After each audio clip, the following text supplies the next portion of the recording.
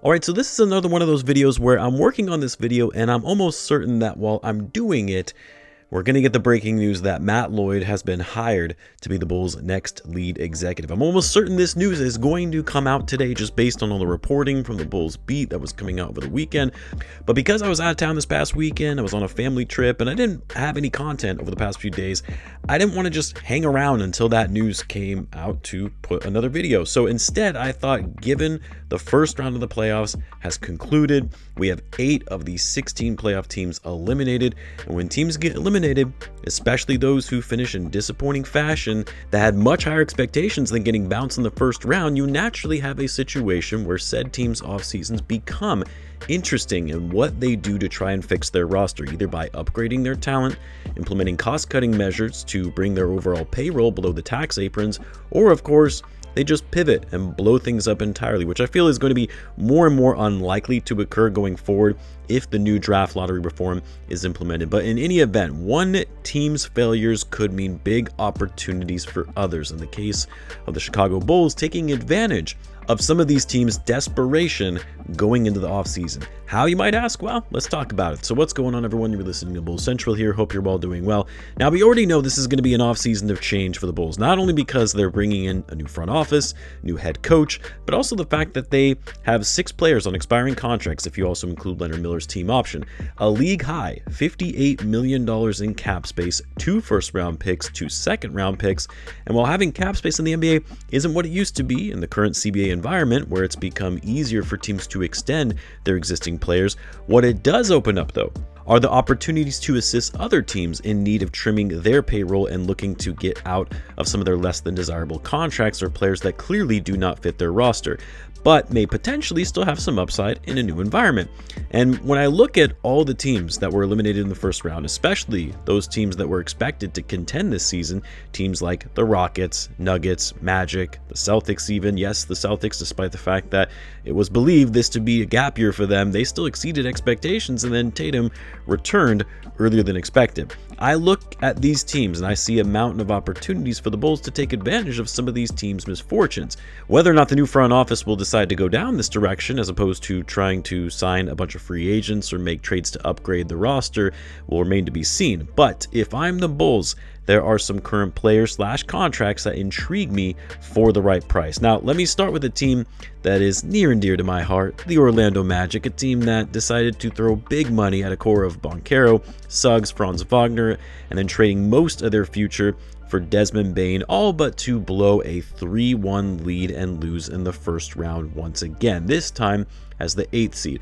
Who could have seen that coming? I wonder. But anyway, while the Magic have already moved on from their head coach and Jamal Mosley, the problem still remains. This roster isn't it. They simply put are just not good enough. Yeah, the coach wasn't great, but the real issue is the fact that they committed over 90% of their cap to these 4 guys who aren't all-star level players. And with Banchero's rookie max contract going into effect next season, Anthony Black also due for a contract extension, the Magic are quickly approaching second apron territory, and having that high of a tax bill when you can't even get out of the first round is unacceptable. So naturally, they're going to look to trade some of their players.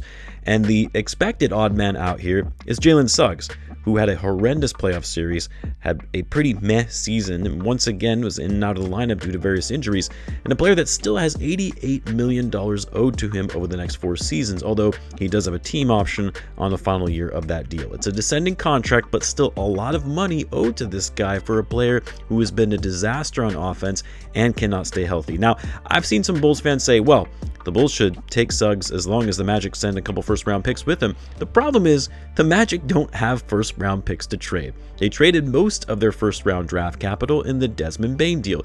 As of right now, the only future pick they can trade is in 2032. And I'm sorry, but only one first-round pick, especially that far out into the future, just isn't worth it for Jalen Suggs given his performance in recent years and on that kind of contract. I'm also not entirely sold on the fit there. Like, yes, the Bulls could absolutely use some defensive tenacity in the backcourt, especially next to Josh Giddey, but he doesn't really level you up on offense and doesn't add any additional floor spacing, so I just don't think it's worth it if the most the Magic can offer is a first-round pick. Although, if they were maybe willing to take on Patrick Williams' contract in the exchange, then okay, I could maybe get behind that. The other name, too, that I'm sure will be floated floating around in trade rumors this offseason is Paulo Banchero. And while sure, he's a better player than Suggs, slightly younger, I've said this for quite some time now. I don't think Banchero is a winning player. He's an inefficient high-volume scorer that is prone to turnovers. And if you trade for him, you're taking on 5 years guaranteed max money, and I just don't think that's the play right now for the Bulls. If AK was still running things, sure, maybe a different story, but under a new front office that is going to focus on establishing an identity, I just don't see it happening. Now, there are some other names that I find interesting, but I'm also super wary of. One of them is Jakob Poeltl, the inexplicable contract extension that the Toronto Raptors gave him last offseason, and then he became barely playable in the playoffs. The Raptors have some nice young pieces, and I'm sure they're going to be more focused on building out that core after having a nice season, took the Cavs to 7 games in the first round, and so Poeltl is not going to be a part of their long-term plans, and his contract hurts their cap sheet, especially with RJ Barrett soon due for a contract extension, and who knows if they'll extend Grady Dick as well. Poeltl's contract is tough. It's really tough. That would be a hard one for the Bulls to eat. He's going to have 4 years left on his contract after the season. The last year is only partially guaranteed, but at $76 million still remaining on his deal for a player who is already clearly starting to decline, the Raptors would really need to make it worth the Bulls' while. They have the picks though. Like, unlike a lot of these other playoff teams that were eliminated, they have all of their available picks. And if they get desperate enough, knowing they're a tax team next season, they may look to offload some of that draft capital they have just to get Poeltl off of their books. Now, my guess is the Raptors, if anything, are going to try and go big game hunting this offseason and trade some of those picks, maybe even RJ Barrett or Brandon Ingram as well, for a real all-star level player to pair alongside Scotty Barnes. I would just be monitoring that situation if I'm the Bulls. But the other team that I'm also looking at, how about the Denver Nuggets? Massive disappointment for them this season, getting bounced in the first round, especially when Anthony Edwards went down with an injury, and they still couldn't close out that series. And to make matters worse for the Nuggets is that they'll have one of the highest payrolls in the league next season, with over $223 million on their books over the second apron, and they've also got Peyton Watson, who's a restricted free agent, and are going to have to pay him a sizable contract to keep him around because there is going to be interest in him throughout the league. Like, there's no way they can justify being a second apron team when they can't even get beyond the first round of the playoffs. Now, Peyton Watson, first and foremost, I'm sure will be a guy the Bulls pursue, as they should. He's really blossomed into a nice two-way player, classic 3-and-D, coveted guy that the Bulls could certainly use. He's a player the Bulls should use their cap space as leverage to make the Nuggets squirm a bit in forcing them to match an offer that may be beyond what they would otherwise want to pay. But while Watson might be obvious, like that's an obvious offseason target for the Bulls, as I'm sure will be the case for other teams as well that have cap space. But one player I was thinking about more, especially after the terrible season he just had, is Christian Braun. I'm not sure what the Nuggets were thinking when they gave him that 5-year, $125 million contract extension this past offseason, especially when they didn't have to extend him this early. They could have waited to see if what he did last season was for real and worth that kind of money before he became a restricted free agent this summer. But they did it, and the contract goes into effect next season, and now it's an untradeable deal. I don't want to take on Brown's contract. I think that would really hamstring the Bulls for the foreseeable future, the next 5 years. However, if it means the Nuggets include their first round pick in this draft, the 26th pick, and then another future first, which could be juicy since we don't know what this team is going to look like in a post-Nikola Jokic era, I would entertain it. And who knows, Brown is only 25. Maybe he can recoup some of his value, get back to being a better shooter, an off-ball cutter, new system, new coach.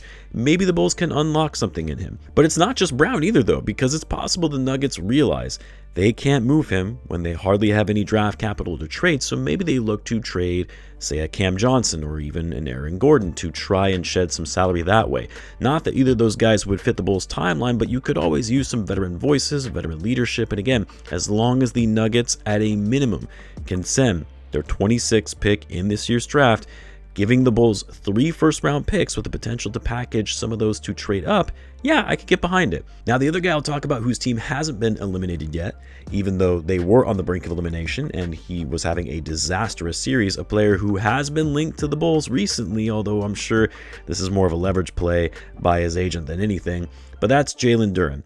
As we talked about before, Duren is set to become a restricted free agent, and while I don't doubt that the Pistons are going to do what they can to retain their all-star center who really had this breakout season, but given his performance in that series against the Magic, I'm sure the Pistons are going to be a bit wary about giving him a max contract extension. Forget the Supermax, which Duren will likely be eligible for, as I fully expect he is going to make an All-NBA team. But the Pistons know they're going to be in a bind financially here in a few years, with Cade's Supermax having now kicked in. They're going to need to extend Asar Thompson soon, same with Ron Holland, so offering Duren the max without questioning it would be a mistake on the part of the Pistons. Now, do I think he's ultimately going to get the max, and do I think it's going to be with the Pistons? Yes, but if there's any hesitancy on the part of Detroit about giving Duren a big contract, I think the Bulls have to jump all over that. I don't think one bad playoff series for a young player, only 22 years old, should define how he's going to be for the rest of his career. Duren hasn't even entered his prime yet, and he's already an all-star. He would be a perfect fit as well next to Giddey. A great pick-and-roll duo, a guy who can actually protect the rim, crash the offensive glass, rim runner, the complete opposite of what Nikola Vucevic has been for the Bulls as their starting center all these years. Nah, man, I don't care how he showed up in this series. I get that he has some flaws, but if you're the Bulls, you give this guy a rookie max extension. If the Pistons don't match it, so be it. To me, Duren on a max contract is worth the risk given his upside, but also the fact that it should still be a tradable contract down the line if you need to pivot, knowing the contract will expire by the time he's 27 years old, still a young player in his prime. So anyway, I know that one isn't a scenario where the Bulls are using their cap space to take on unwanted contracts in exchange for draft capital, but it's another example of the Bulls taking advantage of other teams that are strained from a cap sheet perspective. The Pistons will be one of those teams, regardless of how deep they go into the playoffs. Of course, there are other quote-unquote bad contracts as well that the Bulls could leverage to get some more picks. I've talked about those in prior videos. Feel free to check them out if you'd like. You let me know what you guys think of some of these potential options, so let me know in the comments. As always, be sure to subscribe, and I will see you in the next one.